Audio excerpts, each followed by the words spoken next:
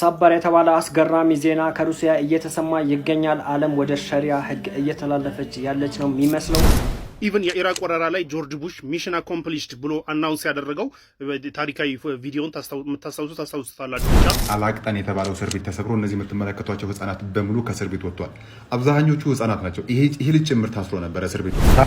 አንድ ጅናዛ መጣና ነቢያችን ሊሰግዱለት ብለው ሰፍ አድርገው ከዛ በኋላ ነቢያችን ጠይቁ። በሶሪያ እስር ቤቱ ተሰብሯል። በሶሪያ በራቃ ከተማ ውስጥ የሚገኝ አላቅጠን የተባለው እስር ቤት ተሰብሮ እነዚህ የምትመለከቷቸው ህፃናት በሙሉ ከእስር ቤት ወጥቷል።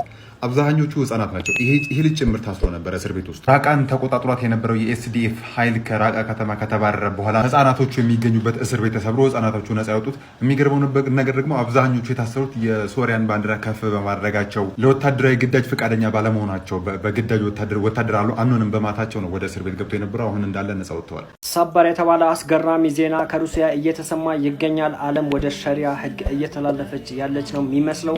በሩሲያ ውስጥ አዳዲስ ህጎች በሰሞኑን እየወጡ ይገኛሉ። ከነሱ ውስጥም በዛሬው ዕለት የተሰማው አስገራሚ ነው ተብሏል። እሱም ምንድነው? በሩሲያ ውስጥ አንድ ሙስሊም ወንድ 4 ሴቶችን የማግባት ፍቃድ ተሰጥቶታል። እናም ያ ሰው 4 ሴቶችን ማግባት የሚችልበት መስፈርቶችም ተቀምጠዋል። እነሱ ምንድናቸው የሚለውም መጨረሻ ላይ ነግራቸዋለሁ። በሰሞኑ በሩሲያ ውስጥ የተሰማ አዳዲስ መረጃዎች ነበሩ፣ ሰምታችኋል ብዬ አስባለሁ። እሱም ምንድነው? በሩሲያ ውስጥ በአመት ውስጥ 100 መስጂድ የመገንባት እቅድ ነው። እሱም የሆነው በአንድ አመት ብቻ ሳይሆን በእያንዳንዱ አመት 100 መስጂዶች የመገንባት እቅድ ያቀደውም የሩሲያው ጀግናው ፕሬዝዳንት ቭላዲሚር ፑቲን ነው። ታዲያውን 4 ሚስት የማግባት እቅዱ ወይም ደግሞ 4 ሚስት ለማግባት የሚደረገው መስፈርት ምንድነው የሚለውን አሳውቃቸዋለሁ። ተከታተሉ። አንደኛ መስፈርት ተብሎ የተቀመጠው በሁሉም ሚስቶች መካከል ፍትሃዊ አያያዝ ወይም እኩልነት ነው። ሁለተኛ ደግሞ እኩል የገንዘብ ድጋፍ ሲሆን፣ ሶስተኛ ደግሞ ለእያንዳንዱ ሚስቶች የተለያየ መኖሪያ ቤት ነው። አራተኛ ደግሞ ስለነበሯ ሚስት ወይም ደግሞ ስለነበሩ ጋብቻቸው ለአዲሷ ሚስት ማሳወቅ ነው። የእናንተንም ሀሳብ ኮሜንት ላይ አስቀምጡም። በደንብ ሼር፣ ኮፒ ሊንክ፣ ሪፖስት እያደረጋችሁ አዳርሱት። አሜሪካ ኢራን ላይ ምን አይነት እርምጃ ልትወስድ ትችላለች የሚለውን እስቲ እናውራ። የቪዲዮ ትንሽ ረዘም ሊል ይችላል። ቁም ነገር ይመቻችሁ ብቻ እዩት ኤንድ ሪፖስት ምናምን አድርጉት።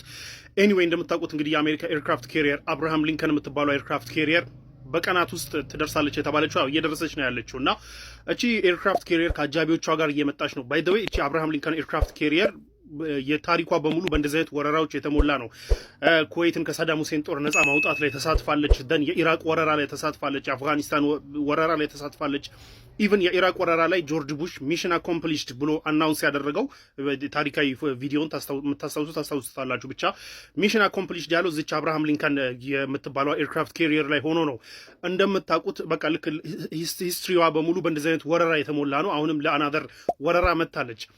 አሜሪካ አሁን ላይ ኢራን ላይ ልትወስድ የምትችለው እርምጃ ልክ እንደባለፈው ጁን ላይ እንደነበረው ኒውክሌር ፋሲሊቲዎቿን አታክ አድርጎ መውጣት አይደለም። ያ አይደለም። አሁን አሜሪካና እስራኤል እያሰቡ ያሉት ሪጂም ቼንጅ ማምጣት ነው። ኦር የኢራንን መንግስት መገልበጥ ነው እና ሌላ መንግስት ማቋቋም ነው። ስለዚህ ያ የሚሆን ከሆነ ረዘም ያለ ጦርነት ሊሆን የሚችለው እንጂ እንደባለፈው በአንድ ኤር ስትራይክ ምናምን ወደ ስምምነት የሚካሄድ ነገር አይደለም። ናው ጥቃቶች እንግዲህ የሚፈጸሙ ከሆነ እንደምታውቁት ሬጂም ቼንጅ መምጣት ካለበት መጀመሪያ የኢራን ሬጂም ዋና ሰዎች መመታት አለባቸው ኦር መወገድ አለባቸው። ከዛ ውስጥ አንደኛውና ዋነኛው አያቶላ ኾሜኒ ናቸው። ከዛ በኋላ ደግሞ ያሉት አመራሮች የጦር አመራሮችም ሆነ የፖለቲካ አመራሮች በሙሉ ታርጌት መደረጋቸው የማይቀር ነው። ይህንን ባይ ዘ ዌይ እስራኤል እየተከተለችው የነበረችው በተለይ በሂዝቦላ ላይ እየተከተለችው የነበረው የስትራቴጂ ነው።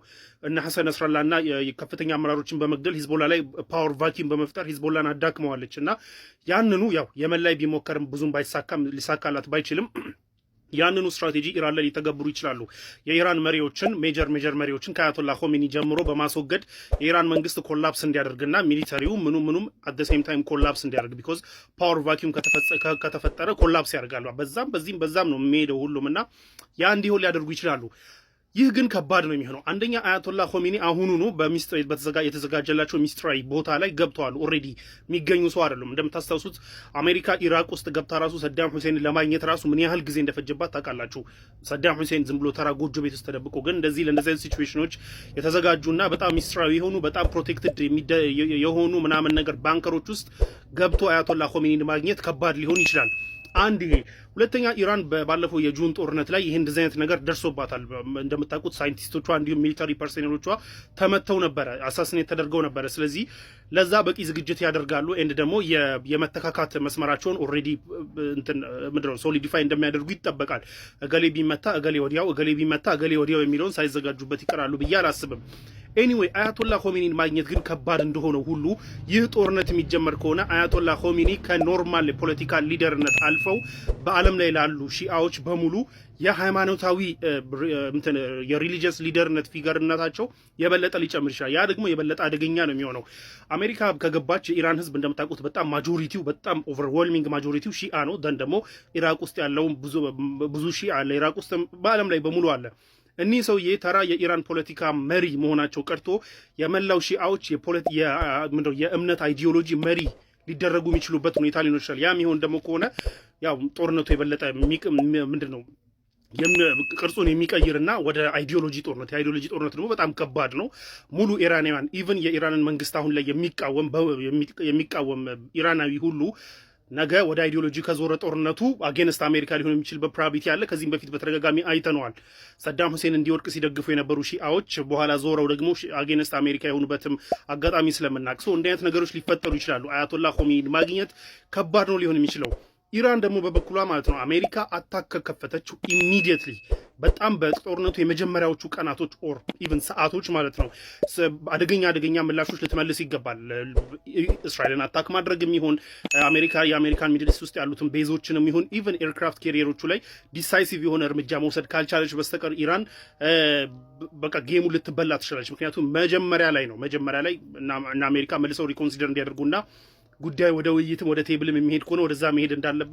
እንዲኖርበት መጀመሪያ ላይ ይህንን እርምጃ መውሰድ መቻል አለባት ኢራን ያንን ማድረግ ካልቻለች ትወጣዋለች ብዬ አላስብም ኢራን አትወጣው ማለት ግን እና አሜሪካ ሙሉ ለሙሉ ሰክሰስፉል ይሆኑና የኢራን መንግስት ገልብጦ የሚፈልጉትን መንግስት ያቋቁማሉ የሚለው ስቲል እኔ በጣም ፋርፌሽድ ነው የሚመስለኝ መንግስት መገልበጥ ተራ ነገር ነው ከዛ በኋላ ያለው ነገር ነው አሁን ችግር የሚፈጥረው በጣም ሮግ የሆኑ ዋርሎርዶች ሊመጡ ይችላሉ ሮግ የሆኑ ለማንም ለያዥ ለገናዥ የሚያስቸግሩ ኢቨን እንደምታውቁት አሜሪካ ሙሉ ሰራዊት ይዛ ገብታ መንግስት አቋቁማ አፍጋኒስታን ውስጥ እንደምታስታውሱት መንግስት አቋቁማ በአትሊስት መዋቅር ያለው መንግስት አቋቁማ ያ ሁሉ ነገር አድርጋ ሰራዊቷ ራሱ እዛ ገብቶ የጦር መሳሪያዎቿ እዛ ገብተው አዲስ ያቋቋመችው መንግስት ሰራዊት አሰልጥና ምን አድርጋ ያንን ሁሉ ነገር አድርጋ ሁሉ ሊሳካላት አልቻለም ጣሊባንን ገልብጣ መልሳ ደግሞ ለጣሊባን አስረክባን የወጣችው ሶ እንዲህ አይነት ነገሮች ሀፕል ሊያደርጉ ይችላሉ ነገሩ ወደ አይዲዮሎጂ ጦርነትም ሊዞር ይችላልና ዳት ማች ኢዚ አይመስለኝም የአሜሪካ ፕላን ዳት ማች ኢዚ አይመስለኝም ይሄ ደግሞ የተራዘመ ጦርነት ያደርገዋል ትራምፕ ደግሞ የማይፈልገው ነገር አንድ ነገር ምንድነው የተራዘመ ጦርነት ነው ለማንኛውም ነገራቶችን ገና የምናያቸው ነው የሚሆነው ኢቭን አታክ ያደርጋሉ ወይ ነው ወይስ ለዲተራንስ ነው የመጡት የሚለው ራሱ ገና የሚታይ ነው የሚሆነው ነገራቶች ኢንትረስቲንግ እየሆኑ ነው ለማንኛውም የምናየው ነው የሚሆነው ያኔ ደግሞ ሲደርስ ሀፕል የሚያደርጉትን ነገሮች እናወራበታለን ማለት ነው ማሰላም አንድ ጅናዛ መጣና ነቢያችን ሊሰግዱለት ብለው ሰፍ አድርገው ከዛ በኋላ ነቢያችን ጠየቁ ይህ ሰውየው የሞተው እዳ አለበት አሉ አው እዳ አለበት አሉ እንግዲህ እኔ አልሰግድለትም እናንተ ስገዱ ብለው ነቢያችን ሲሄዱ ያ አቡ ቀታዳ የሚባለው በእጃቸው ያዘና ባክ ጌታዬ ረሱላህ ሰለላሁ ዐለይሂ ወሰለም ስገድለትና እኔ ቃል ገባለሁ እዳውን ከፍለታለሁ አለ ትከፍለታለህ አው ሰገዱለት ነቢያችን ሰለላሁ ዐለይሂ ወሰለም ይህ በ4 ሰዓት ጠዋት ነበር ዙር ከሰገዱ በኋላ አባ ቀታዳ አይታላ አሉ እኔ ነኝ አለ ከፈልክለት አሉ ያ ረሱላህ አሁን እኮ ነው የሞተው ስንሽ ጊዜ ስጠኝ እንዲህ አለ እሺ ዓስር ሰገዱ ጠየቁት መግሪብ ሰገዱ ጠየቁት ዒሻ ሰገዱ ጠየቁት አልከፈለም ለማግስቱ ሰላት አልፈጅር በቁጣ ተናገሩ ነቢያችን የታለ አባ ቀታዳ የታለ አሉ እኔ ነኝ አለ ከፈልክለት እዳው አው ከፈልኩለት አሁን ከፈልኩለት አሁን إلى النبي الآن خفف عنه العذاب الآن ككفلت بهالا عذابو قطعتو تنش زق علبت تنش برد عليه قطعتو سنت نبر ታውቃላችሁ ዑለማዎቹ እንደሚሉ እዳው 2 ብር ብቻ ነበር 2 ብር እዳ ትቶ ስለሄደ በቀብር ይጠየቅ ነበር ማለት ነው በጣም አደገኛ ነው የእንትኑ ጉዳይ ከዛ በኋላ يقول إذا تركت دين ደሞ ምን አሉ ዑለማዎቹ ደን ወይም ደሞ እዳ ከከፈልክ አባት እናት ሚስት ልጆች አይገደዱም ያንተን እዳ ለመክፈል ከፈለጉ ይከፍላሉ ካልፈለጉ አንድ ሰው አይገደድም ዝም ብለህ ሙት አንተ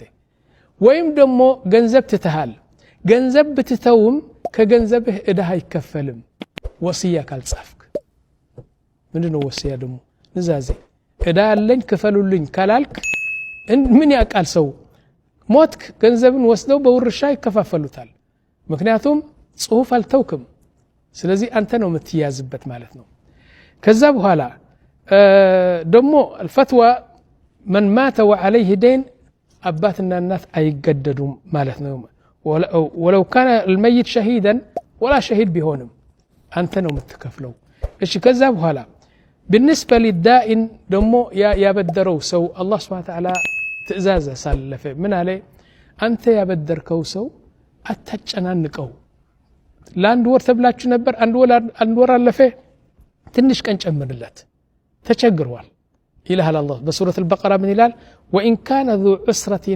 فنظيره الى ميسره وان تصدقوا خير لكم ان كنتم تعلمون እናንተ አበዳሪዎች يعني ቀኑ ደረሰ የሚከፍልበት ቀን ደረሰ ግን አልቻለም አንተ ትንሽ ቀን ጨምርለት ምክንያቱም ስለተቸገረ ነው ደግሞ አፉ ብትለው ጥሩ ነው ካልቻልክ ግን ትንሽ ቀን ጨምርለት ይላል